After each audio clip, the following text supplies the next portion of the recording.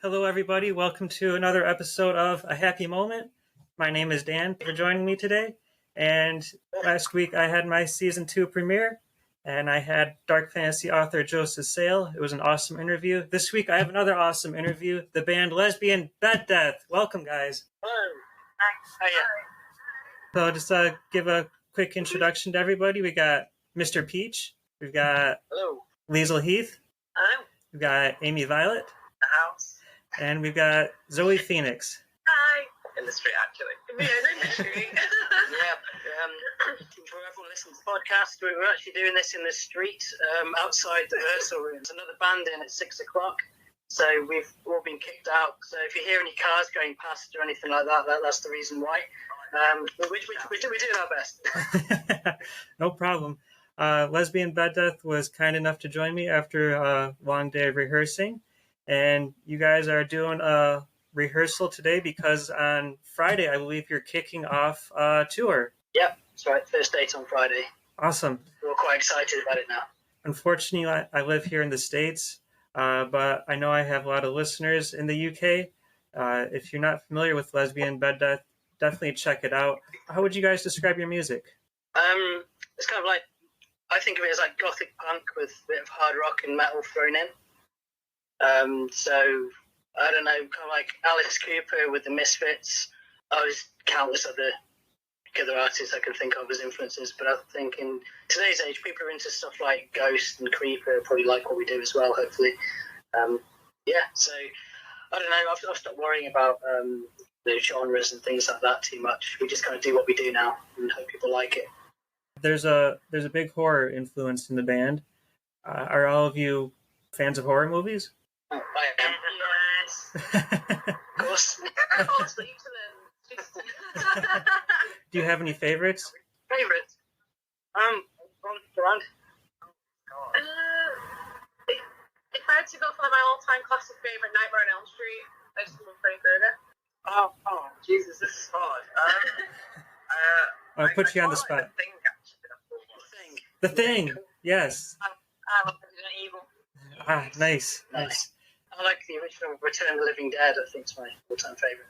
Nice. My personal favorite is The Thing, so excellent choice.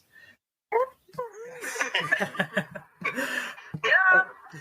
So over the years, Lesbian Bed Death has undergone some lineup changes, but one thing that's always stayed consistent is the quality. From your first album all the way to your last album last year, The Witching Hour, you've always maintained a very high level of quality. And let's talk a little bit about The Witching Hour, because I think that was a phenomenal album. How do you guys feel about it? It's all right, yeah. No, I'm very happy with it still. Very happy with it. Personally speaking, I think it's the best album I've ever been involved in with any band. So I'm really pleased with it. And to be honest, I feel a little bit intimidated by it because now we've got to write a better one. So, yeah. I think with The Witching Hour as well, as in the past, when we've had albums and when a lot of bands have albums, you're in a studio and you type for time and you type for money, especially at a certain level of musicianship. And you get thrown in a studio and you've only got so much time to record this. But I mean, in this case, we were able to take our time a lot more because obviously modern technology and such, we could record the guitars and the bass and the vocals out of the studio and only had to kind of do the drums in the studio. So we had a lot more time to get things together. And I think because of that, it really put the polish on it. So yeah, it's going to be a hard one to follow. But from some of the demos and obviously our new single Antichrist, which has just come out, I think we're quietly confident. I mean, I am that this next album is going to up The Witching Hour. I hope so. I think it's a good point, though. I mean, things have changed a lot since the early Lesbian Bed Death albums, when it used to cost a fortune to go to the studio, and we had like 5 days to track an entire record and to mix it and master it as well. And now we can take our time because Steve, the producer, is a friend of mine, and his studio is actually in his house. And you can't record drums there, but we record all the guitars, the bass, and the vocals there. So we just go whenever and take as long as we need to. I think that's made a massive difference on The Witch now, we haven't had those time pressures and financial pressures that we've had in the past. So it's worked wonders. So as long as he still lets us in his house, then things can continue. If his wife kicks us out, then we'll have to go back to the expensive studios, unfortunately. So we'll see how it goes. I'm glad that you mentioned new music because that was definitely one of the things I wanted to ask you about. And Amy, as you mentioned, you just released the new music video. It's called The Antichrist. I have a question for Zoe, actually. Are those real snakes in the video? Yes. Oh. I like snakes, so I was really excited I had him around me for about an hour. He wouldn't stay still for a while, but by the end of it, I was just walking around like he's like my best bud. I absolutely loved him. The cobra, though, obviously we weren't allowed near that, and I was gutted because he just wanted to be left alone, didn't he? We were just like, come on, dude. We were watching him, and this snake was just like, go away. He just wanted to be left alone. No, they were fun to work with. Awesome. So what's the inspiration for the new song? I wasn't too sure really what to do. So I just thought I'd go back to old school LBD, which is all, satanic occult, but with a lot of tongue-in-cheek humour. So the song itself is kind of like a romantic song, but done in a ridiculous LBD. What else have you got coming up as far as new material? We've written a few new songs, and they're all kind of half recorded at the moment. So hopefully they'll take shape over the next few weeks. The issue we've got at the moment is we're doing a lot of shows, so it's about finding the time to get back in the studio and finish the drums off properly, and time to go around to Steve's house and make sure the guitars are as good as they possibly can be. But we do have probably, I'd say, around another 4 or 5 songs almost ready to go.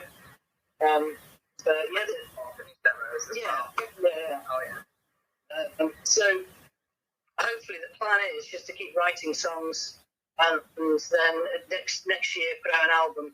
I don't know what will be on it, but I guess we're just going to pick the best songs that we've recorded and not worry too much about it really. We're just writing and just seeing how it goes. There's no pressure at the moment, so it's all good.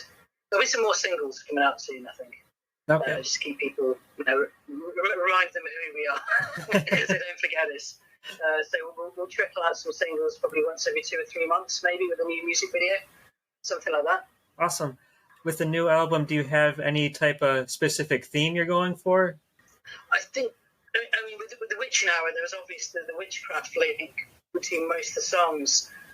With the new one, there is a slight death vibe with all the songs. It's very loose, and it's not obvious, but if the last one was witchcraft, the new one's probably death.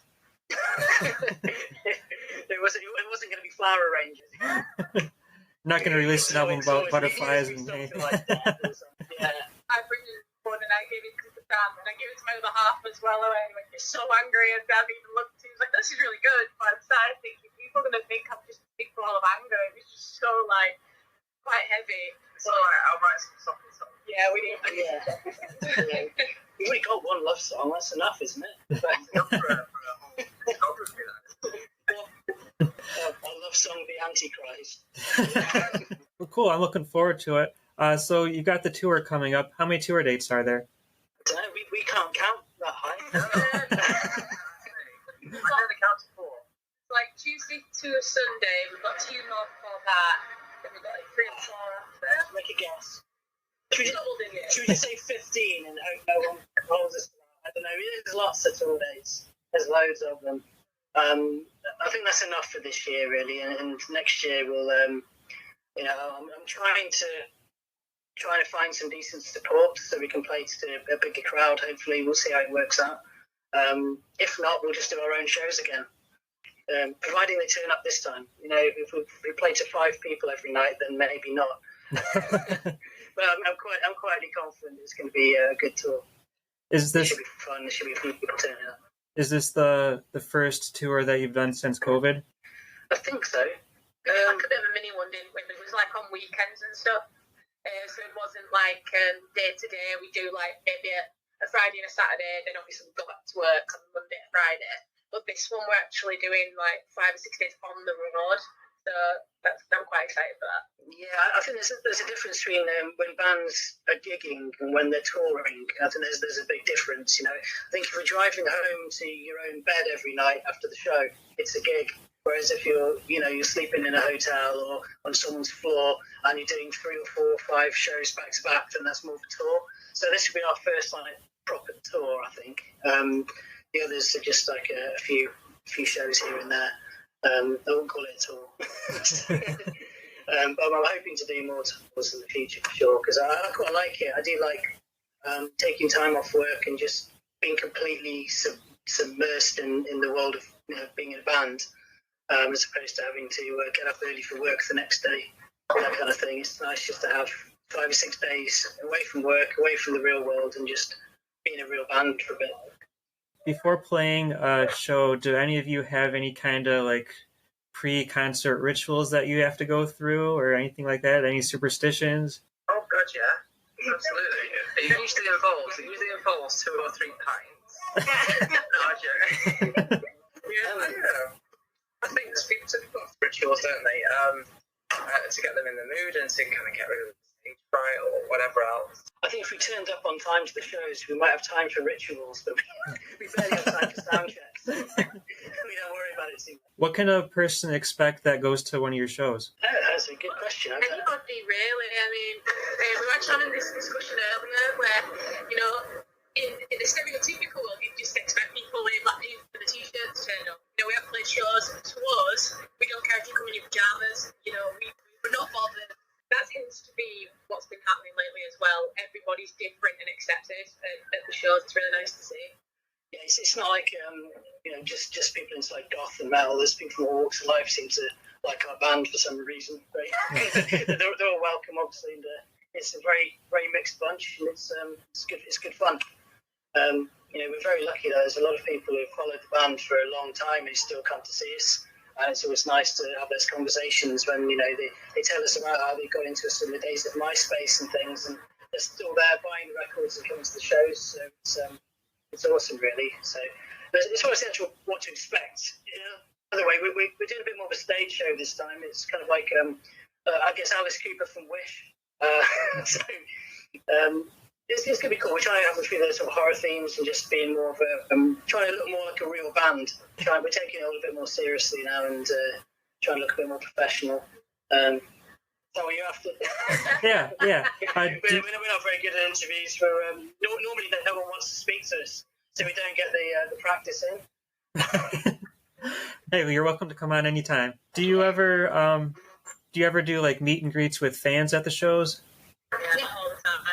We don't even call it meet and greet, do we? We just kind of go out, and if you want to come speak to us, we're just like, yeah, come chill, we'll sign stuff, or even if you just want to sit and have a pint, we're more than happy to do that. Yeah, usually after the show as well, as soon as we get off stage and we've grabbed our stuff off, we come and hang around by the merch table, so anyone who's, as I said, anyone who wants to get a picture and people who've snagged a set list off the stage and want that sign in, yeah, it's great to chat with fans, isn't it? And sometimes they catch you off guard. You'll just be walking around, and someone will tap you on the shoulder and go, "Oh, you're great! Can I have a photo?" Yeah, I'm not sure I like these formal meet and greets where fans have to spend £50 or something on top of the ticket fee to meet the band for 10 seconds and shake someone's hand, and then they get a free poster and all that kind of thing. We're not really big enough for that kind of thing anyway, but if we were, I don't think we would, because ethically, I don't like it. Mm-hmm. I remember being a kid waiting at all the venues, for bands to come out and sign my CDs and things, and I think that kind of thing's been taken away now with VIPs and meet and greets and things like that. So it's just not very punk, is it? We're quite friendly. I think we like chatting to people and finding out who's actually wasting their money on our CDs and things like that. That's awesome. I'm kind of surprised that more bands don't meet with the fans, because I think that really makes an impression on people. I know the very first band that I met back in 2013. I went to see Danzig when he was on tour, and one of his opening bands was the Butcher Babies. after the show, they were meeting people for free, taking pictures, signing autographs. They were super nice, and like that really stuck with me throughout the years that they're willing to do that. And so, yeah, I think it's a good way to help build up a fan base. That's why I'm kind of surprised more bands don't do it. But it's awesome to hear that you guys are like that. Hopefully someday I can make it to one of your shows. I don't know if you have any future plans to come over to the United States at any point. Not really. Yeah. That's like the dream, isn't it? Like, to America. I mean, if whatever reason in the future, if we were able to, I'd love to do that. The truth is, we do have a lot of fans in America, and I once looked at all the addresses, and it's not like there's one or two states where most of our fans live. Everyone is dotted all over the entire country. So it'd be really difficult to get a tour together where there'd be more than, say, 10 people at each show. Because I just don't think we're big enough to do it. And then you've got the issue of tax and things like that, and visas. And, if you actually start working out how much it would cost to take the band over there, it'd be thousands of dollars. And we know we would lose a lot of money doing it at this point. But that's why, if a label picks us up and is willing to help us do it, then we will definitely do it. We'll be on the next plane over. But I have to be realistic at this time. It would cost too much money, and I think we would lose. And the whole point of being in a band is to have a good time. If you've just lost $20,000, you're not going to have a good time. No. Really not. So looking at we will try. We'll try. We've had invitations to Canada as well recently, but again, it's about making the numbers stack up. I personally, I don't care about making money. It's just I'm trying to avoid losing it. That's the plan, or at least losing too much. If it costs as much as a holiday, I really don't care. But if it's going to cost us, $15,000 to $20,000 down the drain to do the show, then no, we can't really do it. I definitely understand that. Looking at the future of Lesbian Bed Death, are you kind of just taking things one album at a time, or do you have like a long-term goal that you're aiming for? I don't know. I've been doing this for so long now, and I've been, I used to chase labels all the time, and they didn't want us for whatever reason, and the band has just grown and grown and grown, and now it's at the point where I would love to sign to a bigger label and take a next step up, but at the same time, I'm very happy doing it independently as well. So if an opportunity, arises, we'll look at that. But I'm perfectly happy at the moment just making music and just getting out and playing and building the band back up. I think the problem is that we've had lots of lineup changes in the past, and every time that happens, it's kind of like snakes and ladders, where you go back down to square one again, and then you have to kind of build it back up. And at the moment, we're doing really well, and we're just focusing on the short term, which is to get this tour buzzing and get people talking about it. And hopefully we'll get some decent offers, after the first few shows. Who knows? I don't know. But as far as plans go, you can make as many plans as you want, but in the world of music, they often don't happen. You just have to kind of take it one day at a time. And it's not the best answer in the world, So in other words, we just kind of just do whatever and see if something happens. It's important that whatever you do, you're having fun. Yeah, we're winging it. Yeah, we're winging it. Keep playing, and hopefully one day someone will notice. We are making a lot more noise now, though, like at shows and stuff. We're really, like you were saying earlier, we're trying to take in a different direction, like more theatrical. And I think, since I started to now, we have definitely progressed and we're interacting more. We've got more of an idea of what we want to do. So I've always had the theory that the more noise you make, and obviously bring the talent with you, you'll be fine. So fingers crossed that's going to do something for us. We'll see. Yeah, hopefully. Yeah, you never know. This time next year, we might be in America speaking to you face to face. I hope so. Fingers crossed. We might be in the street again. I don't know. We'll see about that. I don't want to keep you guys in the street too much longer, so I just got one more question for you. So I'm curious to know just a little bit about what are the kinds of hobbies that each of you has besides music. Like, what do you like to do when you're not playing music? I'm a massive fitness freak, so I like to lift weights. Oh. Okay. And I like to go running from time to time. That keeps me occupied. Physical fitness is important. Too many. I'm a serial hobby starter, so I'm the kind of person that picks up a hobby and then does it a little bit, and then music is the only hobby that I've ever actually stuck with. But some of my other hobbies include like 3D printing. I like to play games. And I recently started baking. Actually, I say recently. It was about a year ago now. I baked some nice sourdough bread. Oh, That was a cool hobby while it lasted. But I'm gonna get back into that. I'm gonna bake some more bread, but I can't right now because I'm on a keto diet. But soon. very cool. I mean, it's normally for me, if I'm not with LBD, I like to go to jam nights and stuff, but I do love gaming. And since, after COVID and everything reopened, I've started going on more like days out. Like, my other half loves to just like, one day I'll get up and go, let's go do something. And a few weeks ago, we went to like an arcade, and we just random days out, anything random, just fun, stuff like that. I absolutely love it. So I'm pretty much up for all. Nice. Yeah, what do I do for a hobby other than, I know the band kind of like absorbs my life most of the time. Watching Netflix. What else do I do? I got into directing and doing a bit of filming. I directed a couple of the band's videos, so I'm looking at doing some short horror films at some point in the future. Oh, Hopefully that will happen. Hopefully they won't be rubbish, so we'll soon find out. I'm still learning. I still see myself as an amateur. I've got a lot to learn. But hopefully I'll get better, and I'll do a bit more of that kind of thing. And you never know, I'll be the new Michael Bay, but not as terrible. all right. Well, thank you guys so much for joining me. It was awesome having you, and I wish you best of luck on the tour. Thank you very much. Cheers. Thanks. All right. Thank you. Bye. Bye.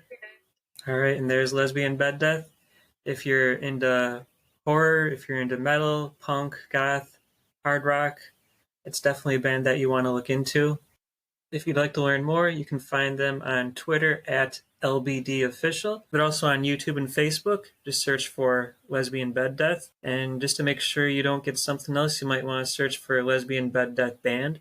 And their website is lesbianbeddeath.blogspot.com. Their tour kicks off on Friday, September 2nd at The Rigger in Newcastle under Lyme. Go to their website to find out all the tour dates. Definitely check that out. And that's all I have for this week. Thank you all for joining me. If you'd like to interact with me, you can do so on Twitter at A Happy Moment Pod. Thanks again, and I'll see you next week. Bye.